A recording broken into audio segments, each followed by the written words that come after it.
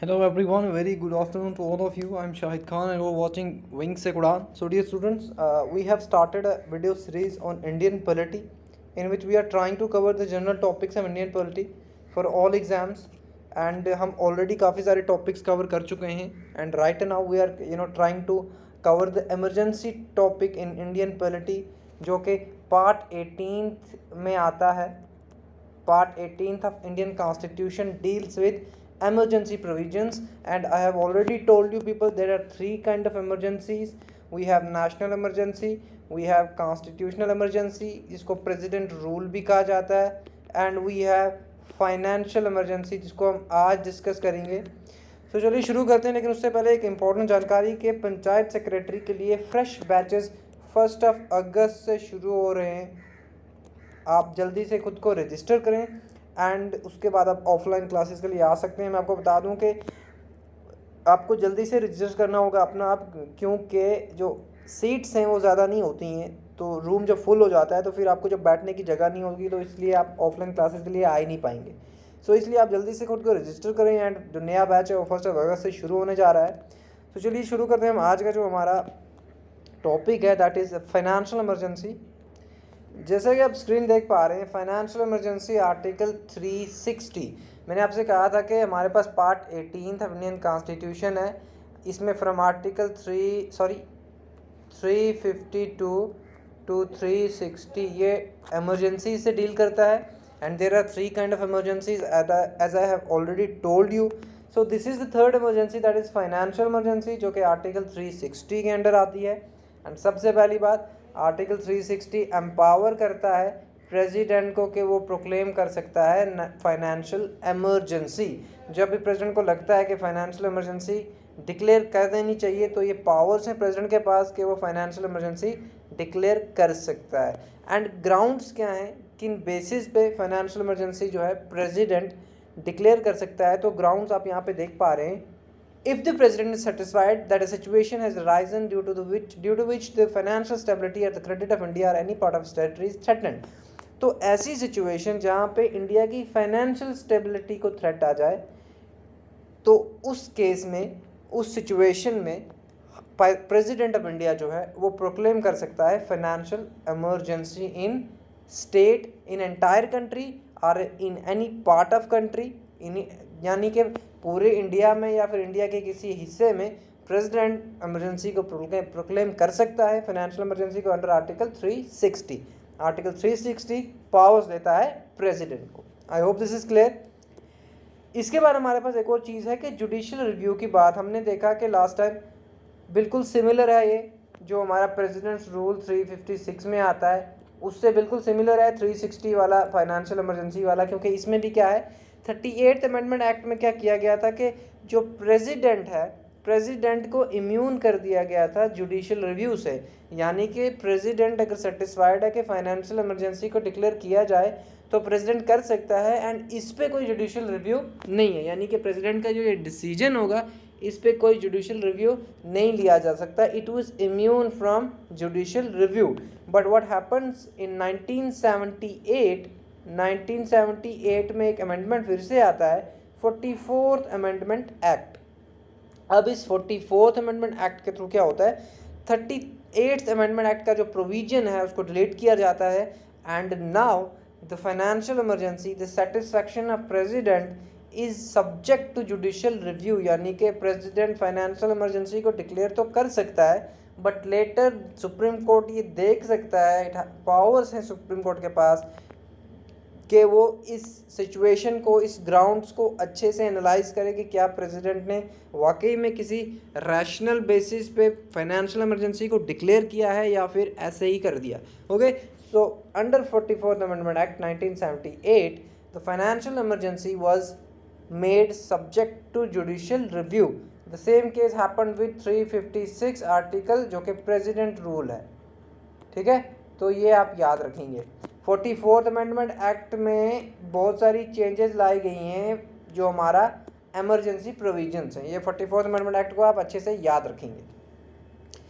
After this we talk about parliamentary approval. अब क्या है कि इमरजेंसी जब कहीं पे प्रोक्लेम होगी तो पार्लियामेंट की अप्रूवल की बात आती है कि क्या पार्लियामेंट का अप्रूवल चाहिए कि नहीं चाहिए। हमने देखा आर्टिकल 352 में जो कि हमारे पास है नेशनल इमरजेंसी, इसमें हमने क्या देखा कि पार्लियामेंट जब नेशनल इमरजेंसी को प्रोक्लेम करना है तो पार्लियामेंट की स्पेशल मेजॉरिटी होनी चाहिए, स्पेशल मेजॉरिटी। लेकिन जब इसको रिवोक करना है तो तब रिवोक जो है वो प्रेसिडेंट खुद भी कर सकता है, एंड या फिर अगर लोकसभा ये कहता है प्रेसिडेंट को कि आप इस इमरजेंसी को यानी कि नेशनल इमरजेंसी को रिवोक करो, तो उस केस में भी प्रेसिडेंट को फिर नेशनल इमरजेंसी को रिवोक करना होगा। तो इसी केस में हमने 356 भी देखा है एंड 360 के बारे में देख लें जो कि फाइनेंशियल इमरजेंसी है।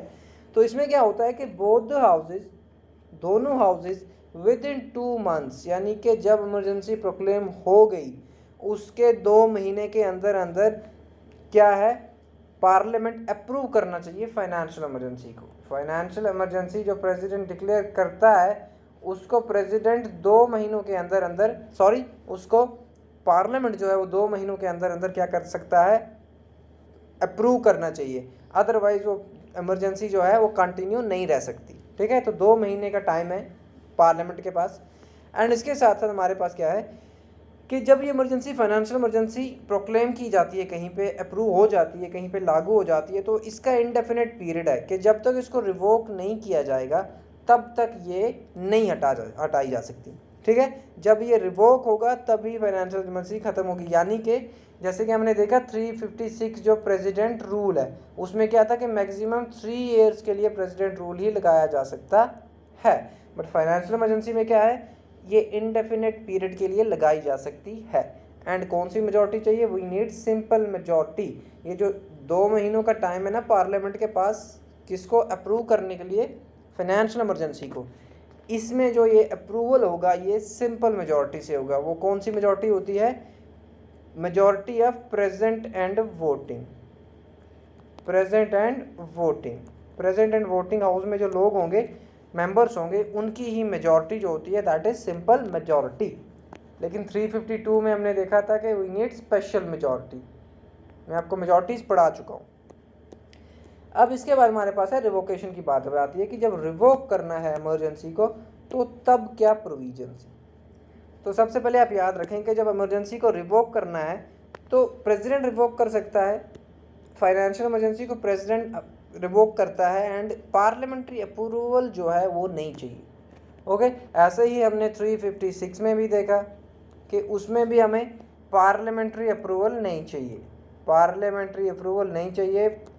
प्रेसिडेंट अपनी डिस्क्रिशन पे प्रेसिडेंट्स रूल को यानी कि कॉन्स्टिट्यूशनल इमरजेंसी जिसको स्टेट इमरजेंसी भी कहा जाता है उसको रिवोक कर सकता है। तो same cases with financial emergency article 360।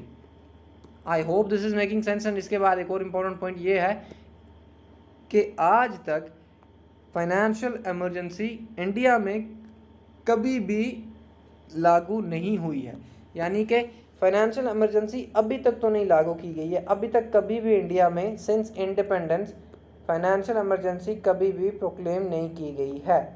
ठीक है, एंड इसके साथ साथ एक और चीज़ हमारे पास है इफेक्ट्स, कि क्या इफेक्ट होते हैं फाइनेंशियल इमरजेंसी के। तो मैंने आपको 360 में बताया था कि 352 आर्टिकल नेशनल इमरजेंसी में क्या होता है, फंडामेंटल राइट सस्पेंड हो जाते हैं। एक तो फंडामेंटल राइट सस्पेंड हो जाते हैं, हमारे पास लोकसभा की टेन्योर जो है वो बढ़ा दी जाती है, स्टेट असेंबली की भी टेन्योर बढ़ा दी जा सकती है। ठीक है, तो ये फाइनेंशियल ये नेशनल इमरजेंसी के इफेक्ट हैं। लेकिन यहाँ पे फाइनेंशियल इमरजेंसी की जब बात आती है तो यहाँ पे क्या है कि सेंटर की अथॉरिटी जो है, एग्जीक्यूटिव अथॉरिटी सारी सेंटर के हाथ में आ जाती है एंड वो सारे स्टेट्स पे लागू हो जाती है। सेंटर की एग्जीक्यूटिव अथॉरिटी सारे स्टेट्स पे लागू हो जाती है जब फाइनेंशियल इमरजेंसी डिक्लेयर की जाती है। ठीक है, सबसे पहले आप ये याद रखें कि प्रेसिडेंट इमरजेंसी में होता ही यही है कि सेंटर पावरफुल हो जाता है। मैंने आपको कहा था ये भी, एंड मैंने आपको ये भी कहा था कि फेडरल जो स्ट्रक्चर है गवर्नमेंट का, फेडरल गवर्नमेंट पूरी तरह से यूनिटरी हो जाती है, फेडरल गवर्नमेंट यूनिटरी हो जाती है। ठीक है, कब, जब इमरजेंसीज डिक्लेयर होती हैं। एंड इसके साथ एक और हमारे पास यहाँ पे पॉइंट है दैट इज के प्रेसिडेंट यानी कि ये भी एक इफेक्ट है फाइनेंशियल इमरजेंसी का कि प्रेसिडेंट जो है, प्रेसिडेंट के पास ये पावर है कि वो डायरेक्शंस दे सकता है कि सैलरीज एंड अलाउंसेस जो हैं स्टेट एम्प्लॉयज़ या फिर यूनियन गवर्नमेंट में जो एम्प्लॉयज़ हैं या फिर जज of supreme court and high court हैं, इनकी सैलरीज एंड अलाउंसेस में रिडक्शन की जा सकती है ड्यूरिंग फाइनेंशियल इमरजेंसी। ठीक है, तो सिंपल है, अगर देश का दिवाला निकल रहा है तो सैलरीज एंड अलाउंसेस कहाँ से देंगे। सो ये पॉइंट है कि प्रेसिडेंट डायरेक्ट कर सकता है कि भाई सैलरीज एंड अलाउंसेस सेंट्रल या फिर स्टेट गवर्नमेंट के एम्प्लॉयज़ की या फिर जज of supreme court and high courts की सैलरी को रिड्यूस करो, इनके अलाउंसेस को रिड्यूस करो during financial emergency. Then comes again another point के reservation of money bills or financial bills for the consideration of president after they are passed by the state legislature। तो यहाँ पे क्या होता है कि स्टेट लेजिस्लेचर सब बिल पास करता है तो उसके बाद वो बिल्स जो हैं प्रेसिडेंट की रिजर्वेशन के लिए रखी जा सकती हैं, या फिर वो मनी बिल है या फिर फाइनेंशियल कोई और फाइनेंशियल बिल है, वो प्रेसिडेंट की कंसिडरेशन के लिए रिजर्व रखी जाती हैं। ठीक है, रिजर्व रखी जाती हैं, ये आप याद रखेंगे। एंड मैंने आपको एक और चीज़ कही थी, अगर लोकसभा में बिल है, राज्यसभा में पास हुई, दोनों में प्रेसिडेंट के पास गई, प्रेसिडेंट एक बार रिटर्न करेगा। ठीक है, अगर दूसरी बार ये बिल फिर से गई लोकसभा टू राज्यसभा एंड पास हुई, देन प्रेसिडेंट को क्या करना है, प्रेसिडेंट को असेंट देनी ही देनी है। लेकिन जब हम स्टेट लेजिस्लेचर की बात करते हैं तो यहाँ से जब बिल पास हुई, गवर्नर के पास गई, गवर्नर ने प्रेसिडेंट की रिकंसिडरेशन के लिए बिल रख दी और प्रेसिडेंट ने वापस भेज दी बिल। ठीक है, अगर फिर से स्टेट लेजिस्लेटिव असेंबली ने पास की और फिर से वो प्रेसिडेंट के पास गई तो प्रेसिडेंट इसको फिर से वापस कर सकता है। ठीक है, लेकिन लोकसभा राज्यसभा में नहीं है, दूसरी बार अगर वहाँ पे होगी तो वहाँ पे फिर प्रेसिडेंट को असेंट देनी ही देनी है। ठीक है, I hope this is making sense. ये दो इफेक्ट्स हैं फाइनेंशियल इमरजेंसी के, एंड इसके साथ साथ ये भी एक इफेक्ट है फाइनेंशियल इमरजेंसी का। एंड इसके साथ साथ एक और चीज़ यहाँ पे मैं आपके लिए लेके आया हूँ, एक कंपैरेटिव एनालिसिस है तीनों इमरजेंसीज का, जिससे आपको क्रक्स पता चल जाएगा कि किस तरह से लागू होती हैं, कौन करता है, आर्टिकल क्या है, ड्यूरेशन क्या है, एंड रिवोक कौन करता है। तो यहाँ पे आप देख सकते हैं आर्टिकल हमारे पास 3 है, 3 इमरजेंसीज हैं। ठीक है, ये हमारे पास आर्टिकल 352 है नेशनल इमरजेंसी, एंड ये 1 महीने में पार्लियामेंट इसको अप्रूव करना चाहिए। ठीक है, with in 1 month parliament should approve the national emergency. ठीक है, एंड विद स्पेशल मेजॉरिटी, ये मैं भी आपको बोल चुका हूँ, स्पेशल मेजॉरिटी। एंड ये यहाँ पे ऑलरेडी मैंने लिखा हुआ है स्पेशल मेजॉरिटी। एंड रिवोक इसको प्रेसिडेंट कर सकता है, लेकिन अगर लोकसभा रेजोल्यूशन पास करेगा कि भाई प्रेसिडेंट को ये इमरजेंसी अब रिवोक करनी चाहिए, तो तब प्रेसिडेंट के लिए बाइंडिंग हो जाता है कि वो उस पर्टिकुलर इमरजेंसी को, यानी कि नेशनल इमरजेंसी को क्या करे, रिवोक करे। ठीक है, इसके बाद नेशनल इमरजेंसी किसी भी टाइम पीरियड के लिए एक्सटेंड की जा सकती है। ठीक है, एंड इसके साथ ये भी बताया था मैंने आपको कि लोकसभा की यहाँ पे जो टर्म है वो भी एक्सटेंड की जा सकती है इनके साथ नेशनल इमरजेंसी। अब नेशनल इमरजेंसी मैंने आपको ये भी बताया था कि एक एक्सटर्नल ग्राउंड पे होती है, एक इंटरनल ग्राउंड पे होती है। एक्सटर्नल ग्राउंड तो हो गया वॉर हमारा, इंटरनल ग्राउंड हो गया आर्म्ड रिबेलियन। ठीक है, इंटरनल डिस्टर्बेंस भी एक प्रोविजन था लेकिन वो डिलीट कर दिया गया था बाद में। इसके बाद 356 यानी कि आपका प्रेसिडेंट रूल, जो कि कॉन्स्टिट्यूशनल इमरजेंसी भी कहलाता है। इसको 2 महीनों में पार्लियामेंट अप्रूव करना चाहिए, लेकिन सिंपल मेजॉरिटी से। ठीक है, इसमें स्पेशल मेजॉरिटी नहीं चाहिए प्रेसिडेंट्स रूल में। एंड इसको प्रेसिडेंट रिवोक भी कर सकता है, पार्लियामेंट का बिल्कुल अप्रूवल नहीं चाहिए। एंड मैक्सिमम 3 सालों के लिए प्रेसिडेंट्स रूल यानी कि कॉन्स्टिट्यूशनल इमरजेंसी जो है वो डिक्लेयर की जा सकती है।